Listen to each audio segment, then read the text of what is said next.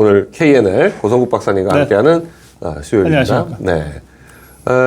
뭐 그래도 12월 3일인데 계엄 1주년 이래가지고 영 뭐 그럴 것 같았는데 추경호 의원에 대한 영장이 기각이 돼서 예. 네, 사실은 뭐 법리적으로는 당연한 건데 지난 월요일 날 네. 우리 고성 TV에 오셔서 네. 아주 100% 기각이라고 네. 단언하셨잖아요. 네. 예, 우리 강영숙 변호사님 역시. 아니 그러니까 법리적으로만 판단하면 당연히 기각인데 네. 근데도 많은 분들이 이게 뭐 언제 법이 통했냐 뭐 이런 것 때문에 그 인용될 거라고 보신 분도 꽤 있었더라고요 보니까. 네, 정치적으로. 정치적으로. 네. 법리적으로는 말이 안 네. 되지만. 네. 네.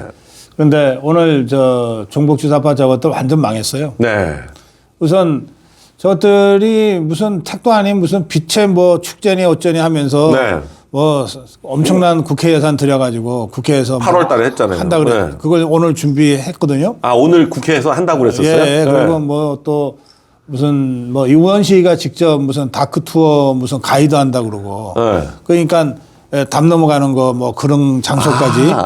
그러니까 이재명이 쪽에서 왜 니만 담 넘었냐 나도 담 넘었는데 왜 내 자리는 없냐고 개딸들이 또 공격하고 막 그런 택도 아닌 일들이 벌어지고 있는데 네.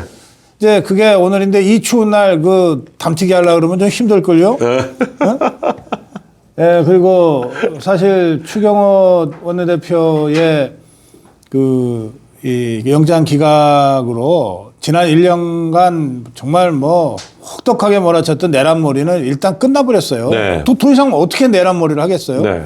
이미 국무회의 쪽은 한덕수 박성재 영장이 기각됨으로써 끝난 거고. 그렇습니다. 네, 이쪽 국회 쪽은 추경호 그 영장 기각됨으로써 끝난 거죠, 뭐. 그렇습니다. 네. 그래서 저 정보 수사파들이 추경호 원내대표를 말도 안 되는 걸 덮어씌워서 집요하게 잡으려고 했던 거는 네. 이게 그 윤석열 대통령의 계엄을 자기들이 내란으로 지금 몰고 있는데 이걸 국민의힘으로 연결시켜서 내란 정당으로 모아가지고 네. 이걸 가지고 헌법재판소에 정당해산 청구를 하겠다는 계획이었잖아요. 네. 이 중간 연결고리가 딱 끊어져 버린 거예요. 예, 그러니까 말씀하신 대로 윤석열 대통령과 그 한덕수 총리 이하 그 몇몇 장관들과 관련된 내란머리는 지금 뭐 계속해서 한덕수 총리, 박성재 장관 영장 기각에서도 이미 김이 샜고 네.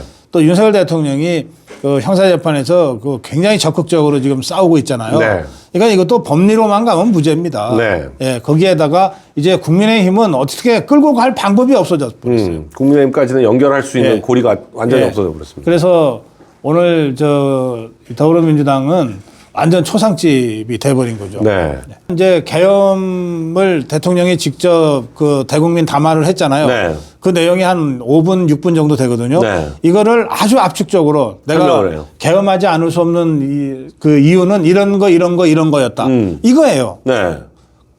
아니 근데 그걸 가지고 어떻게 계엄 공무라고 몰았는지 내란 공무라고 몰았는지 이거는 뭐 법률가가 아니라 일반 국민들의 상식을 보더라도 아니 이미 계엄 담화문을 발표해서 다 알려진 내용, 방송을 통해 가지고 알려진 내용을 이미 알려진 거죠. 그 다음에 통화를 해가지고 1시간 전에 하는 거를 다시 통화해가지고 이래서 한 겁니다라고 정리해주고 끝난 건데. 그렇습니다. 그리고 계엄 해제 방해가 중요 임무라고 하려면 뭔가 공무집행 방해죄만 하더라도 폭행, 협박 뭐 이런 것들이 구체적인 행위들이 있어야 되거든요. 아, 그렇죠. 예. 근데 이거 계엄 해제 방해에서 아무도 무슨 실제 방해를 당한 사실이 없어요. 네. 근데 그냥 장소 3번 옮긴 거가 계엄 해제 방해다라는 거니까 이게 도대체 중요 임무라는 게 어느 정도 중요한 일을 해야 되는지에 대한 기본적인 법 지식도 없이 이거 기소한 거 아니냐? 그러니까 그 영장 청구한 거 아니냐? 그런 것처럼 보여져요. 그 내란 특검은 이제 영장 기각된 직후에 이런 그 입장을 밝혔어요. 뭐 존중한다고 하면서. 네.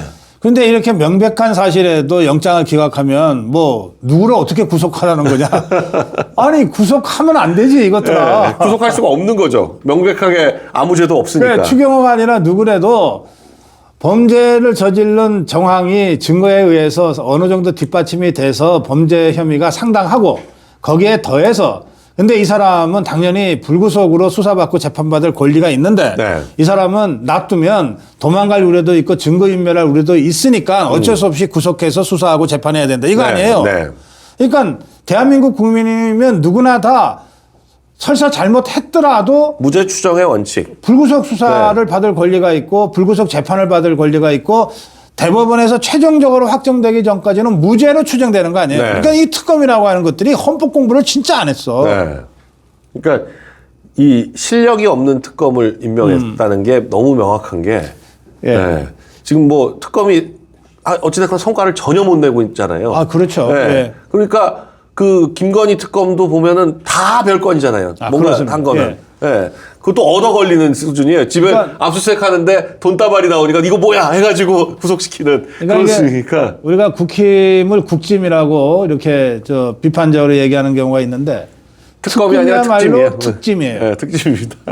그것도 아주 이재명 좌파들한테 아주 특별하게 무거운 짐을 잔뜩 지금 옮겨주고 있어요. 네. 근데 이런 상황에서 이재명이가 내란몰이밖에는 마땅하게 할 게 없잖아요. 네. 그러니까 국무회의에서 국가 권력에 의해서 희생된 범죄 뭐 이런 얘기들을 쫙 했어요. 네. 그러면서 국가 권력에 의해서 누가 죽었거나 뭐 이런 얘기들을 하면서 끝까지 추적해야 된다 그랬어요. 그 국가 권력에 의해서 이재명 종북주사파 권력이 탈취한 그 국가 권력에 의해서 얼마 전에 사람이 죽었어요. 양평. 네, 청이천 네. 면장. 네. 그러니까 이게 이재명이는 이런 얘기를 하면 곧바로 특검에게 화살이 간다는 것 자체를 잘 모르는 것 같아요. 네. 그러니까 지금 뭐가 맞고 뭐가 틀린지 이게 어디를 공격해야 되는지도 모르고 그냥 막. 그러니까. 네. 뭐 지 혼자 답답한 거지. 네.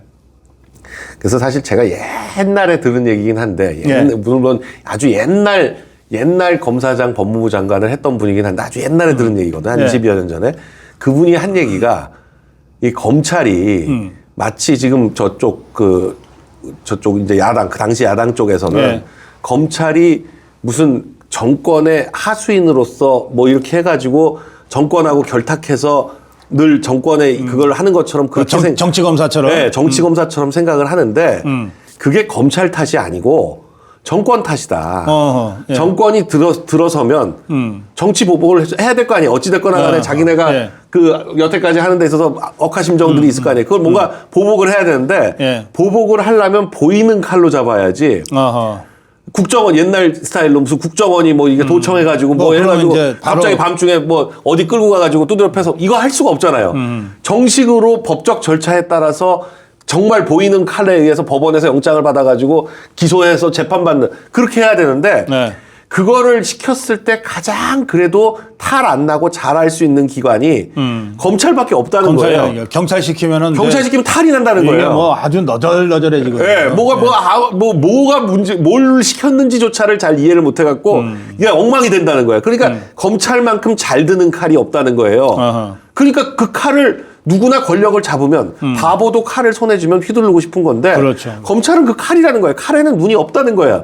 잘 드는 칼이니까 사용하는 사람이 어떻게 사용하느냐에 따라서 하는 거다. 네. 그런 얘기를 했었거든요. 근데 지금 이 사람들은 칼이 잘못됐다.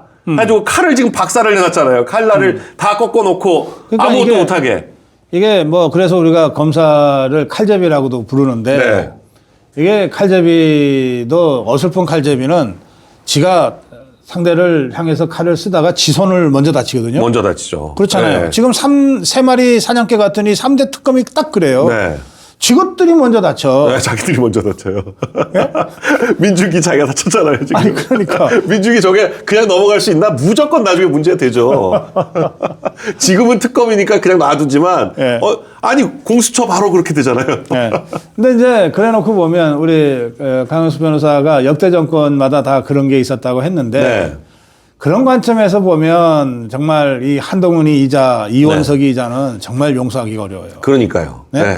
아니, 그러니까 이자들도 윤석열 대통령 입장에서는 잘 드는 칼이라고 생각해서 썼을 거 아니에요. 네. 그러면 그때 이 잘 드는 칼을 향해서 최소한 2명은 한번 제대로 한번 솜씨를 보여봐라 이렇게 임명한 거 아니에요. 네. 하나가 문재인이고 하나가 이재명이지. 이 문재인이 이재명이에 대해서 이 한동훈이가 법무장관하고 한동훈이가 추천한 이원석이가 총장을 할 때 2년 가까이 아무것도 못했잖아. 아무것도 안 했잖아. 안 했어요. 만약에 이원석이는 아예 전직 대통령에 대해서 하는 건 신중해야 된다 그러면서 국회 네. 나와서 그걸 떠들고 네. 그렇게 떠들어대니 검찰에서 아무것도 못하죠. 네. 총장이 나와가지고 그렇게 떠드는데. 그래서 저는 네. 이 한동훈이의 부역이 네. 배신과 부역이 1.23 계엄 때부터 시작된 건 아니다. 네. 물론 훨씬 그 전부터. 그 전에 총선 때 뭐 1심 논란도 있었지만 네. 그거 훨씬 전부터다. 네. 그거 훨씬 전부터. 예, 장관은 임명권자인 대통령의 뜻을 받드는 자리거든요. 그런데 대통령이 한동훈이를 법무장관으로 임명하고 이현석이를 추천받아서 총장으로 임명할 때는 다른 건 뭐 다 떠나서 문재인이 이재명이는 좀 제대로 한번 단도리 해봐라 이거 아니겠겠어요. 네. 그걸 안 한 거야 그걸. 그러니까 저는 임명되기 전부터 배신의 시작이 있었다. 저는 사실은 지금 와서는 그렇게 생각합니다. 지금 이 추경호 영장에 대해서 우리처럼 생각하는 게 아니라 홍준표, 조경태 반응을 보면 네. 재밌습니다. 홍준표가 아직도 살아있나요? 이거 홍준표가 근데 또 여기다가 또 한마디를 하는데, 이게 조갑제, 홍준표 이런 분들, 홍준표 거 먼저 보여줘봐요. 영장이 면죄부는 아니다. 바로 그러면서 한덕수 기소된 거 봐라. 지금 근데 추경호도 바로 기소한다는 거 아니야? 어차피 아니, 영장을 안 기소해야 되니까. 하겠지. 네, 네. 기소한다는 건데. 그리고 똑같은 말을 조경태가 해요. 죄 없다는 뜻이 아니다. 그러면서. 그러니까 지금 약간 홍준표, 조경태, 한동훈 계가 지난번 패스트트랙 때도 그랬고, 네. 패스트트랙 때도 그 의원 상실형이 안 나오니까 굉장히 실망했잖아요. 그죠? 그렇지. 제일 실망한 사람들이 그 사람이야. 아니 저 한동훈이가 배치달 조례계였는데. 네, 그러니까 그 사람들 날라가면 글로 가려고 했던 건지 아니면 그걸 핑계로 해가지고 당권을 한번 다시 뒤집어 보든지 그런 기회를 마련하려고 했는데 안 됐고 이것도 이번 것도 영장 나오면 이제 다 같이 몰아가지고 당을 바꿔야 된다 그러면서 한번 뒤집어 보려고 그랬는데 네. 또 실패한 거예요. 그러니까 민주당보다 더 실망을 했어. 이 한동훈 똘마니들이 네. 이 추경호 대표는 영장이 인용될 거라고 생각했던 것 같아요. 네. 저거는 뭐 내란몰이를 위한 핵심고리니까 네. 뭐 어떻게든 사법부를 압박해서라도 영장을 받아낼 받아가지고서 감옥에 쳐넣을 거다. 네. 정청래가 계속 뭐 조이대 했잖아요. 그렇잖아요. 네. 네. 그러고 나면은 이제 국민의힘은 바로 내란 정당으로 헌재 재판에 내란해서. 가고 네. 그리고 장동혁 체제는 그 순간 완전히 이제 힘을 잃게 되거다. 그게 다시 한동훈이가 복귀할 수 있는 절호의 찬스다. 네. 뭐 홍준표도 지금 혹시 한동훈은 지방선거 전에 자기가 당대표 네. 다시 되는 게 지금 목표니까. 그렇죠. 지가 네. 공천해야 되니까. 네. 작년 총선에서 공천이 얼마나 중요하다는 걸 알았고. 중요하고 재밌는 건지를 지가 네. 알았잖아요. 네. 그러니까 홍준표도 혹시 엉뚱한 꿈을 꾸고 있는 것 아닌가. 이렇게 있다 보면은 언젠가는 야 그래도 홍준표밖에 없지 않냐 그러고 누가 와서 저 모셔가려고 하지 않을까 뭐 이런 생각할지 몰라요. 지금 그러고 있는 것 같아요. 네. 아직 나이가 은퇴할 나이가 아니라고 좀 스스로 생각할 거예요. 그리고 홍준표는 만일에 당대표로 복귀를 못 하더라도 네. 공천심사위원장 되게 좋아하거든요. 네. 홍준표가 공천심사위원장을 되게 좋아해요. 그러니까 한동훈하고 이렇게 해가지고 한동훈이 공천심사위원장 할 수 없으니까 자기라도 공천심사위원장 시키면 뭐 좀 이렇게 해보려고. 2018년에 지방선거 할 때 네. 홍준표도 이 지방선거 공천을 지가 다 한 거 아니에요. 네, 재밌었죠 그때. 그때 재미 본 사람들이 굉장히 많았어요. 예. 야, 그런데 오늘 장동혁 대표는 사과를 안 한다. 네. 라고 아주 명확하게 장동혁 대표의 페이스북이나 네. 그리고 저는 저 장면이 되게 감동적이었는데 예전 국힘에서 구치소 앞에 의원들이 몇십 명이 새벽까지 몰려가서 그렇게 나오는데 박수치고 끌어안고 하는 장면을 봤던 기억이 전혀 없어요. 거의 없죠. 네. 어제 새벽부터 이제 많은 우리 자유파 유튜브들과 자유파 시민들이 이 구치소 앞에 모였어요. 다들 네. 영장 기각을 확신했기 때문에 네. 이제 국민의힘 의원들도 한 5, 60명 정도가 왔답니다. 어제 아침부터 시작해가지고 법원에서부터 시작해서 쭉 하여간. 그런데 법원에서 규탄 대회를 하고서 그때부터 새벽까지 구치소 앞에서 기다리기는 어려웠을 거예요. 네, 중간에 그러니까 이제 더 일 보고 그리고는 이제 이 새벽에 다가오니까 다들 차 타고 왔대요. 네. 와서 구치소 밑에서 차 안에서 대기하고 있었나 봐요.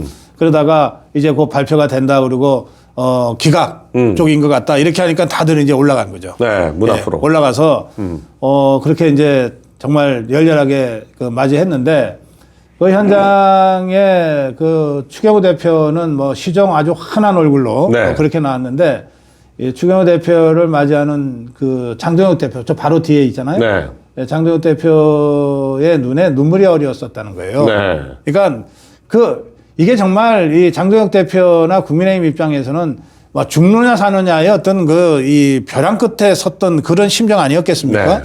예, 확신하지만 또 어떻게 될지 몰라. 네. 이 종북 주사파들의 이 흉폭한 독재 때문에 그것이 이제 마침내 이제 승리하는 곳으로 비록 앞으로 우리가 치러야 될 여러 전장 중에 하나의 전투에 불과하지만 이 전투는 일단 정말 소중한 승리의 경험이에요. 기념할 만한 네. 전투입니다. 네. 예, 여기서 승리했다는 것에 아마 만감이 교차하지 않았겠나 그런 생각이 드네요. 사실 눈물이 좀 네, 이렇게, 보여요. 예, 보입니다. 보이네요. 예. 이게 전쟁이라는 게 쫙 밀리다가도 어떤 작은 전투에서 결정적인 전투에서 탁 이 승기를 잡으면서 아니 그렇죠. 이게 전세가 완전히 뒤바뀌는 그게 경우가 생기잖아요. 6.25 전쟁 때 다부동 전투거든요. 네. 그러니까 낙동강의 그 경북 칠곡 쪽에 있는 다부동 언덕에서 그 강을 사이에 두고 저쪽에 북한 괴뢰군이 뭐 세계 사단이 막 몰려오는데 백선엽 장군이 그때까지는 네. 뭐 파죽줄 쫙 밀렸죠. 쫙 밀려서. 뭐 그냥 네. 저 괴뢰군들이 쳐들어왔고 우리는 후퇴였어요. 네. 그 이제 낙동강이 뚫리면은 바로 대구를 거쳐 갖고 부산까지 그냥 가는 거 아닙니까? 그러니까 그때 사실은 유엔군들은 네. 이게 제주도로 옮겨가가지고 제주도에다 차려라. 그러니까 지키기가 네. 어렵다. 네. 그리고 너무 피해가 많으니까 제주도로 가자. 네. 이렇게 했어요. 그런데 그 현지의 유엔군 현지 사령관 있죠. 워커 장군. 네. 워커 장군이 아니다. 여기서 밀리면은 우리 이제 끝난다. 다시 못 돌아온다. 그래서 죽기를 각오하고 막자. 해서 그 라인을 낙동강 전선 그 라인을 사수했는데 네. 그 라인을 그래서 워커 라인이라고 부릅니다. 네. 이 위쪽 이 선은 이제 미군이 지키고 이쪽 선을 한국군이 지켜라. 네. 라고 했는데 북한군이 한국군이 훨씬 약하다고 보고 네. 이쪽을 백선엽 장군이 그렇습니다. 지키는 쪽을 집중적으로 세 개 사단이 공격을 하고 백선엽 사단은 한 개 사단으로 그걸 막아냈다는 거죠. 그때. 예. 그래요. 그 당시에 사단이라고는 하지만 그리고 별 하나 준장으로 최연소 사단장을 맡긴 했지만 그 병력과 무기라고 하는 게 얼마나 빈약했겠어요. 네. 근데 그걸로 막아낸 겁니다. 정말 이 사단장이 장군이 맨 선두에 서서 그걸 막아낸 겁니다. 그러니까 이게 미국의 육사 교과서에까지 올라가잖아요. 이 다부동 전투의 백선엽 장군의 그 지휘라고 하는 사례가 그러니까 여러 전쟁을 하다 보면 수많은 전투가 있는데 다 하나하나 소중하고 정말 중요하지만 그중에 정말 결정적인 전환점이 되는 전투가 있어요. 그게 다부동 전투고 그게 인천 상륙 작전이거든요. 이 두 작전은 연계가 돼 있는 거예요. 그래서 이번에 추경호의 기각은 한덕수 기각이나 박성재 기각과는 의미가 다르다. 네. 이거는 이번 그 1년간 계속되어 온 좌파들의 내란몰이를 완전히 중단시킬 수 있는 결정적인 전투에서 우리가 승리한 것이다. 더군다나 너무 명백하게 지방선거 때까지 네. 위원정당 그걸로 연결하려고 너무 딱 속이 들여다보였는데 그걸 차단했고 이제 인천 상륙작전 같은 어떤 대반격을 그렇습니다. 해야 될 때입니다. 그래서 네. 이 추경호 기각으로 얻은 또 다른 그 정치적 효과는 뭐냐면 사과 얘기했던 것들이 더 이상 명분이 없어졌어요. 네. 사과 얘기했던 거. 안 그랬으면 오늘 사과로 그냥 하루 종일 시끄러울 뻔했어요. 예. 네. 근데 지금 완전히 사과 얘기가 차찬 속의 태풍처럼 되어버렸습니다. 그렇죠. 이건 이제 이 상황에서 더구나 국민의힘 소속 국회의원들이 사과 얘기하면은 이건 정말 제정신이 아닌 사람이 되는 거예요. 네. 근데도 송원석이 혼자서 또 그러니까 통수 사과를 하는데 그게 제정신이 아닌 거지. 네. 아니 추경호 영장 기각 전이라면 또 뭐 다급하니까. 네. 아니 영장 기각이 됐는데 왜 송원석이가 사과를 하냐고. 네. 김을 쪽 빼는 거예요. 더구나 네. 송원석이가 며칠 전부터 소속 의원들한테 뭐 다 물어봤다며. 네. 그런데 그 결과가 비슷비슷하게 나왔다며 사과하자 하지만 하면 안 된다. 네. 근데 왜 지가 사과를 해 원내대표가 의견이 팽팽해서 나는 입장 표명 안 하겠다가 맞지. 당 대표도 안 하는데 그리고 소속 의원들한테 지가 물어봤는데도 팽팽하게 나왔는데 왜 지가 사과를 하냐고. 근데 송원석이 저 현장에서의 표정도 보면요. 기쁜 표정이 아니에요. 저 표정들을 보면 네. 그냥 억지로 나와 있긴 한데 에이씨 이거 이러다가 내가 저 원내대표 그만두고 저 추경호 다시 오는 거 아니야? 이런 생각을 하는 건지. 아니 추경호 다시 가면 진짜 좋지. 네. 추경호가 와야 되는 지금 그런 상황이 됐습니다. 그동안 사실 추경호 원내대표가 저것 때문에 못하고 있었는데 이제는 뭐 털어버린 거죠. 네. 네. 아니 그래서 그 추경호 원내대표 추경호 대표는 원래 원내대표 할 때부터 저는 안 하겠다고 했는데도 네. 이제 의원들이 추대해서 된 거 아닙니까?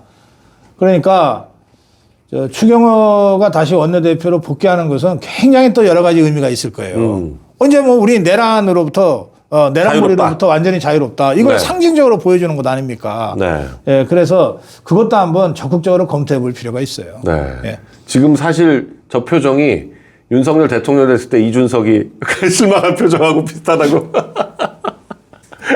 송원석이 저런 표정 자체가. 근데 오늘 송원석이 저 통수 사과를 치는 걸 보면 저 표정이 뭘 의미하는지를 알 수 있는 거 아닌가 싶은데. 그래서 지금 우리가 이제 송원석이 얘기를 하는데. 네. 사실 당대표는 당원들이 뽑잖아요. 네.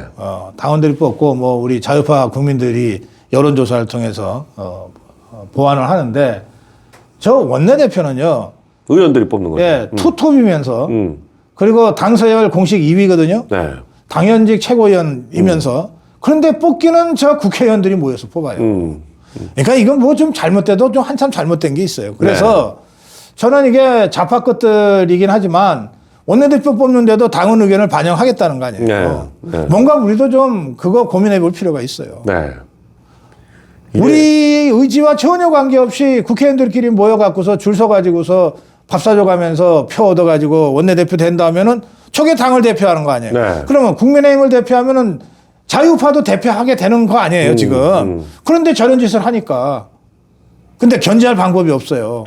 그러니까 일본 정치가 국민들에서 멀어지는 이유가 총리를 국민들이 뽑는 거에서 어떻게 뽑히는지 전혀 모르니까 그렇죠. 관심을 안 갖는 것처럼 예. 지금 원내대표가 사실은 정말 중요한데 정말 중요하죠. 정말 중요하죠. 뭐 1년 동안 완전히 그냥 사실상 원내대표가 그 국회를 다 주물럭거리니까 정말 중요한데 어떻게 뽑히는지를 알 수가 없어요. 그래가지고요. 네. 벌써 한 10년 전인데 일본에도 하시모토라고 하는 네. 젊은 청년 정치 지도자가 나타나서 네. 뭐 돌풍을 일으켰잖아요. 네. 근데 그때 이 하시모토가 맨 처음에 내건 일본 공약이 뭐냐면 총리 직선이었어. 국민 직선. 네, 총리 국민 직선. 네. 그러니까 뭐 그 구호 하나, 그 공약 하나로 막 압도적인 지지가 모였었어요. 네. 한때나마. 한때나마. 아니 저는 이것만으로도 송원석이 사퇴해야 된다고 보는데 네. 어제 여야 예산을 한 푼도 못 갖고 그냥 통과를 시켜줘 버렸어요. 저건 도대체 뭐야 도대체. 아니 최근 5년간 윤석열 정부 때는 한 번도 네. 기한을 지킨 적이 없습니다. 네. 최근 5년간 한 번도 기한을 지킨 적이 없는데 이재명 첫 해에 바로 저렇게 예산을 그냥 합의해 주는데 아니 예산안 정도를 합의해 줄 거면 뭘 받아내는 게 있어야 되는데 아니, 저기 보세요. 받는 게 하나도 없어. 증액 아는 게 큰 성과래. 아니, 저게 야당 입에서 나올 얘기예요. 보통 우리 강윤수 변호사 국회의원 하셔서 잘 아실 텐데 정부가 예산안을 짤 때 정부 혼자 따는 게 아니라 집권당하고 다 정책 협의하면서 짜요. 그리고 원래 깎일 거 감안해갖고 깎일 거 감안해서 늘려놓습니다. 우리가 하다못해 아파트 한 채 팔 때도 네. 그래도 어느 정도는 좀 아파트도 그래요. 주택은 말할 것도 없고. 30억 5천 그러면 30억에 팔겠다는 얘기구나 그렇게 한 알잖아요. 5천 정도는 네. 우리가 깎아줄게 네. 이거거든. 네. 아니 아파트 한 채 거래하는데 저러는데 예산은 그래서 보통 4조 내지 5조 정도는 깎일 각오하고 네. 그리고 대신에 그걸 깎는 대신에 뭔가 진짜 꼭 필요한 거는 우리가 그러면 요거는 좀 해달라. 네. 이렇게 해서 하는 거거든. 한 푼도 안 깎았다고 저걸 성과라고. 저거는 좌파들이 성과로 내걸만 해요. 네. 우리 한 푼도 안 깎였다. 그리고 기한 내에 통과했다. 저쪽은 지금 완전 성과예요. 그게. 그러니까 네. 송원석이가 언제 더불어민주당 가서 원내대표 됐어요? 저게 뭐야 도대체? 아니 지금 그 예산안 합의를 그냥 통과시킨 거를 사과를 해야지 엉뚱한 걸 지금 사과를 하고 있는데 참네 정말. 예. 하여튼 시원찮은 자 뽑아놓으면 저런 일이 계속 벌어져요. 그래서 우리가 저 성원석이나 또 뭐 당내 배신자들이 한마디 할 때마다 계속해서 우리가 막 화가 나니까 뭐라고 논평도 하고 막 비난도 하고 비판도 하고 그러는데 네. 그거 다 그럴 거 없어. 그냥 사람을 바꿔버리면 돼. 그러니까요. 그게 제일 확실한 방법입니다. 우리가 당대표 장동혁 뽑아놓으니까 장동혁 대표나 지도부에 대해서 우리가 뭐라 그럴 이유가 없잖아. 알아서 잘하는데 예, 원내대표 좀 바꿔야 되겠어요 이제. 네. 김종혁이는 당이 이길까 제가 이길까 궁금하다. 좀 놀고. 참 뭐 저 한동훈 계에 대해서는 뭐 좀 또 천천히 얘기하기로 하고 저는 그 장경태하고 김남국 요 사안이 네. 그 지금 저 민주당과 저 대통령실 안에서 네. 뭔가 굉장한 권력 투쟁이 벌어지고 있는 거 아닌가? 그게 지금 불거져 나온 거 아닌가? 이런 느낌이 들어요. 이게 여러분들 이렇게 보셔야 돼요. 네. 정치판에서 크고 작은 사건들이 계속 일어나는데요. 예, 그중에 이제 저런 사건은 상식적으로 이해가 안 되는 사건이잖아요. 그러니까 저런 사건은 뭔가 물밑에 거대한 권력 투쟁이 벌어지거나 네. 뭔가 심각한 내용이 있을 때 어느 쪽에선가 상대방을 공격하기 위해서 터트리는 경우들이 아주 많아요. 네. 그러니까 장경태 사건이나 김남국 사건이 꼭 그렇다는 건 아니고요. 제가 아직 팩트는 정확하게 확인을 못했으니까. 그런데 정치권에서 저런 사건이 터지면 대개 한참 지나고 나면 그때 사실은 이런 일이 있었어. 네. 라고 이제 비화처럼 나오잖아요. 네.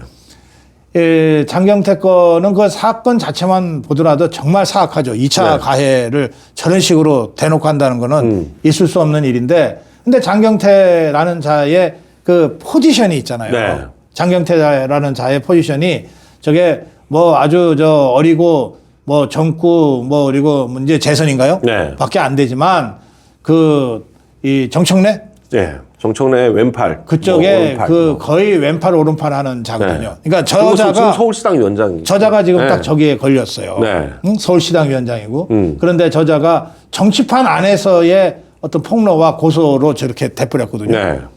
그 김남국이는 어떠냐? 뭐 잘 아시지만 여러분, 김남국이는 지금 예전부터 뭐 7인의 멤버였고 이재명의 최측근 중에 하나잖아요. 네.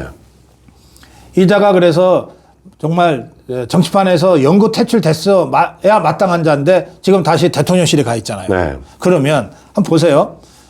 이 김남국이랑 텔레그램으로 메시지 주고받은 게 문진석이라는 자인데 이 자가 원내 수석 부대표. 네. 원내 수석 부대표 세잖아요. 좀 뭐 제일 센 거죠. 지금 여당의 세잖아요. 원내수석 부대표는 장관 한 2명 합쳐놓은 거랑 비슷해요. 여야 협상의 네. 책임자거든. 네. 원내 대표는 그 위에 있지만 원내 수석 부대표가 실제 협상은 수석이 다 하고 그럼. 나중에 원내랑 넷이 만나가지고 그럼요. 그냥 확정 짓는 거예요. 그러면 이를테면 네. 대통령실에 무슨 특활비가 필요해, 무슨 부처에 뭐가 필요해. 이거 여야 협상 과정에서 이거는 지켜줘야 됩니다라고 누구한테 얘기하냐? 김병기한테 얘기하는 게 아니라 문진석이한테 얘기한다고. 네. 이 정도의 아주 핵심이거든요. 근데 이런 자가 무슨 민간 협회장 인사 그거 하나를 해결을 못해서 비서관에 불과한 김남국이한테 네. 문자를 넣었다는 거 아니에요. 그런데 그 문자의 내용도 아주 아주 아니 근데 기괴해요. 문진석이도 중대 나오고 원래 그 중대 7인에 그러니까 이재명하고 진짜 친한 그러니까. 관계인데도 불구하고 이걸 못하니까 김남국한테 할 정도면 근데 이 문진석이가 김남국이한테 보낸 문자를 보면 이름이 2개 나오잖아요. 네. 하나는 강훈석이. 강훈식. 강훈석이가 자기를 싫어하니까. 네. 그러니까 네가 좀 얘기해 줘. 음. 그러니까 이 김남국이가 그러면 훈식이 형하고 현지 누나한테 얘기할게요. 이렇게 됐잖아요. 네. 그러면 문진석이가 강훈식이가 자기를 견제하고 싫어하니까이라고 했는데도 김남국이가 답변에 훈식이 형하고 현지 누나한테 얘기할게요는 현지 누나한테 얘기할게요의 방점이 찍힌 그렇죠. 거 아니에요. 현지 누나한테 얘기한다는 그리고 얘기죠. 문진석이도 자기가 강훈식이가 자기를 싫어하거나 견제하는 걸 아는데 훈식이 형한테 얘기해달라고 했겠어요? 네. 결국 김현지한테 얘기해달라는 얘기 아닙니까? 그러니까 문진석이는 결국은 이 상황을 보면 김현지한테 얘기 좀 해달라는 거고 김남국이는 그래요 내가 현지 누나한테 얘기할게요 아니에요. 그러니까 저 안에서는 다 현지 누나가 실세라는 자, 걸 아는 거 아닙니까? 그렇죠. 그러면 이게 무슨 정부 부처 인사가 아닙니다. 한국자동차협회는 민간이에요. 그리고 정부의 임명 권한이 없어요. 그런데 그 협회장까지 이 텔레그램 문자에 의하면 김현지가 좌지우지한다라고 적어도 민주당의 핵심 실세 중에 하나인 문진석이는 생각하고 또 이재명의 최측근으로 비서관하고 있는 김남국이도 그렇게 생각하고 있다는 거 아니에요. 네. 그러면 그게 진짜냐 아니냐 밝혀라. 이렇게 우리가 요구할 수밖에 없지. 네. 그게 진짜냐 아니냐 밝혀라. 그리고 아니 왜 제1부속실장이 저 인사를 왜 제1부속실장한테 부탁을 하냐 얘기할게요 했으면 했는지 안 했는지를 밝혀야지. 네. 아니 뭐 텔레그램 문자 받고 텔레그램 보내는 게 뭐 몇 시간씩 걸립니까? 그저 1, 2분이면 되지. 예? 그러면 김현지한테 물어봐야지. 너는 그런 청탁을 받았냐 안 받았냐? 받았다면 그걸 어떻게 처리했냐? 물어봐야 될 거 아니에요. 이게 텔레그램 문자가 끝나는 게 아니잖아요. 이거 시작이잖아요. 네. 인사청탁을 이렇게 좀 했으니까 좀 해달라. 김남국이가 그러면 전화할게요. 여기가 시작 아닙니까? 인사청탁에. 네. 그러면 인사청탁의 중간은 어떻게 돼 있고 끝은 어떻게 됐는지를 우리가 알아내야 될 거 아니에요. 네. 그래서 저는 이 문제는 장경태 건은 장경태 건대로 매우 심각하고 김남국, 문진석 건은 그것대로 사실은 이게 김현지 건이 되는 건데 이건 매우 심각한 사안이다. 이 두 가지 사안이 모두 이제 막 터졌어요. 네. 그러면 이건 무슨 얘기냐면 이 정권 말기에 이런 일이 자주 벌어져요. 정권 말기에서 많죠. 정권 말기에 정권 초기에는 대통령이 좀 무서워서라도 네. 그리고 지구들끼리 나눠봐야 될 자리가 많으니까 그 요번에 못 먹었어도 다음 기회가 그렇지. 있으니까 이 싸울 일이 그리고 아닌 거예요. 지구들끼리 조정도 합의를 해야 해. 돼. 야, 네가 자동차 그건데 그건 나한테 양보해라 그러면 이제 다른 자리 하나 네한테 줄게. 뭐 이게 가능한데 말기로 막판에 가면은 그게 없고 이번에 그게 못 없어. 먹어. 이게 막판 심리가 발동되는 네. 거거든. 그리고 네. 자리도 별로 없어. 네. 그리고 대통령도 별로 겁도 안 나. 이제 곧 그만둘 사람인데 그럴 때 나타나는 상황이 저런 상황이에요. 네. 근데 이게 6개월도 안 돼갖고 지금 나타난 거예요. 지금 상황이. 그러니까 이 정권은 얼마 안 남았다. 이건 정권 말기 현상이다. 자동차 산업협회장이 저게 그렇게 센 자리인가요? 난 처음 들어보는 자리래 가지고 처음 들어보는 자리라서 저게 뭐지? 저게 도대체? 뭐 저런 민간협회가 뭐 수도 없이 많으니까 뭐 네, 그중에 수도 하나겠죠. 없이 많은 협회인데 저거 아니 뭐 저게 무슨 자동차 회사 회장이 아니고 네. 그냥 협회장이잖아요, 협회장. 제가 이제 협회장을 정치권에 있던 사람들이 좋아하는 이유가 있더라고요.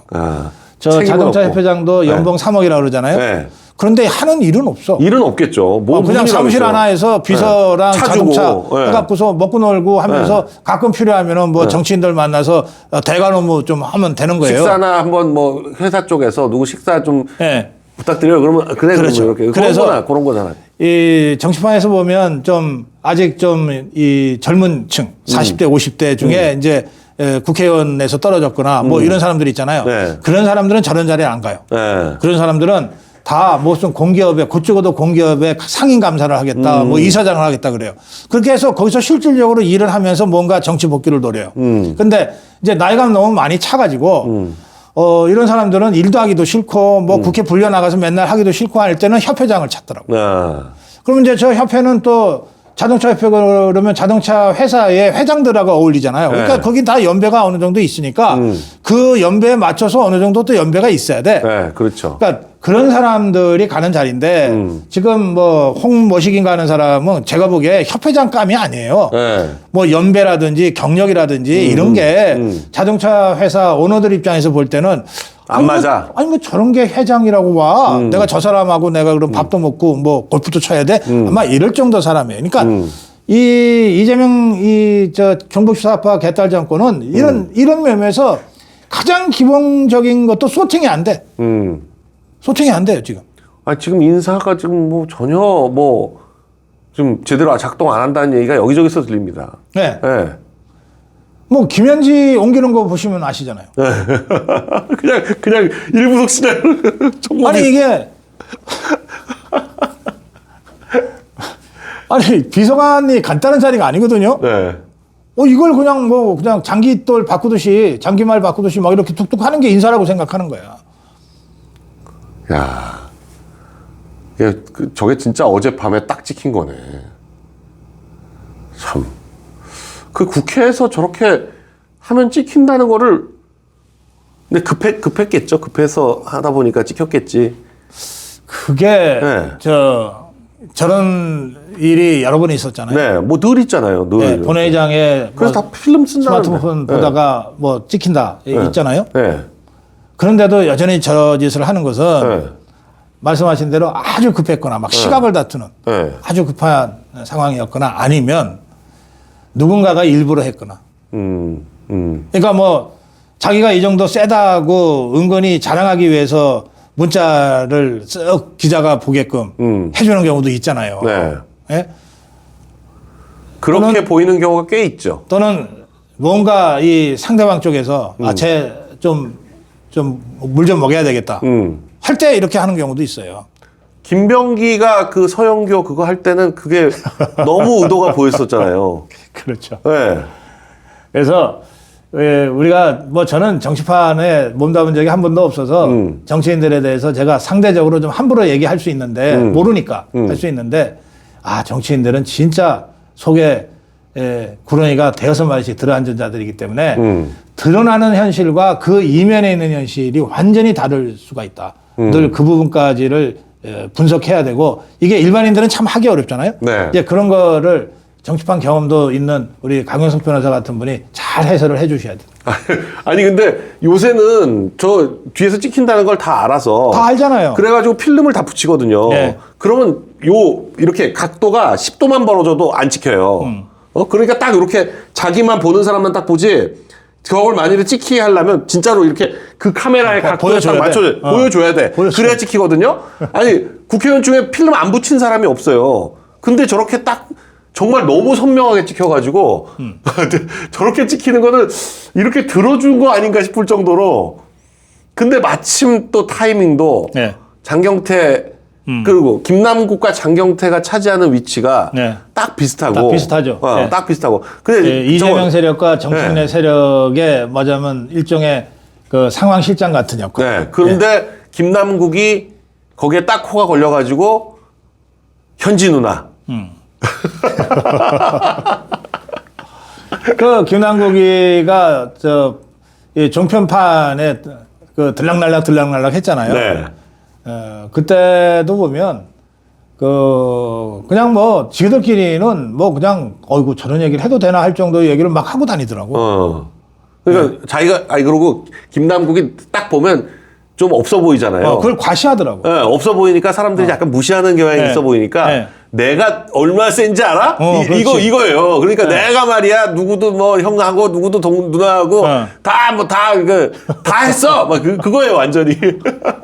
아니 현지 누나 훈식이 형 저렇게까지 안 해도 되잖아요. 그냥. 그렇지. 네. 강 실장 김 실장 뭐 이렇게 해도 될 텐데. 그러면 이게 누구냐 갖고서 또 우리가 조금 머리가 아팠을 텐데. 네. 김남국이가 아주 이름을 딱 실명을 해줘가지고. 현지 누나. 저 누나 소리 하는 거는 옛날에 윤상현 의원이 누나 했다고 했던 얘기가 있었는데. 그럼 제가 윤상현 의원한테 물어봤어요. 네. 그랬더니 아니 그 누나라고 한 적 없대요. 없다고 그러는데 기자들한테는 기자들이 뭐 이게 누나 그러니까 한다고. 그게 네. 시기적으로 네. 그 박지만 회장하고 아주 가까운 이제 형 동생 사이니까 네. 형이라고 부르더라고. 네. 박지만 회장은. 그러니까 박지만 회장이 자기가 형이라고 부르는데 그 형의 누님이니까 누나라고 호칭을 하는 게 자연스럽잖아요. 그건 대통령 되기 전. 근데 일단 박근혜 대통령이 대통령 된 다음에는 어디 감히 대통령을 누나라고 부릅니까? 네. 그렇게 한번 설명을 저한테 하더라고요. 네. 그런데 그냥 이제 사실 이제 오늘은 저런 걸 가지고 이제 이 판을 끌고 가야 될 타이밍인데 그렇지 않아도 사실 애지중지현지라고 하면서 뭔가 근거가 없었잖아요. 뚜렷한. 근데 저기 그냥 딱 터져버렸어요. 굉장히 큰 겁니다. 네. 저거 그래서 잘 끌고 가면 사실 민주당이 저런 거 잘 끌고 가는데. 그러니까 근데 저런 일이 앞으로 계속 터질 거라고 좀 보거든요. 네. 그러니까 저는 국민의힘이 한편으로는 반 이재명 전선을 딱 구축하고 그리고는 저런 식의 자충수, 오발탄, 뭐 자살골들이 계속 나오게 돼 있어요. 네. 그것들만 제대로 주워 담아도 그냥 지방선거는 쉽게 이긴다고 생각합니다. 네. 그러니까 내부 분란만 일으키는 세력만 좀 어떻게든 정리를 좀 그렇죠. 하고 단일 대오를 형성해서 잘 싸우겠다고만 하고 있으면 그 정리를 소재는 무조건 나오게 돼 있다. 그 정리를 12월 중에 마쳐야 돼요. 네. 내년 1월부터는 지방선거 국면으로 들어가기 때문에 한편으로 지방선거장이 확 열렸는데 여전히 내부에서 총질하는 것들이 네. 언론 장식하고 뉴스 만들어내고 있으면 이거 짜증나거든요. 네. 그러니까 12월 중에 한동훈 정리를. 똘마니들을 싹 정리합시다. 네. 자, 오늘 KNL 고동국 박사님과 함께한 방송은 여기까지 하도록 하겠습니다. 고맙습니다. 대단히 감사합니다.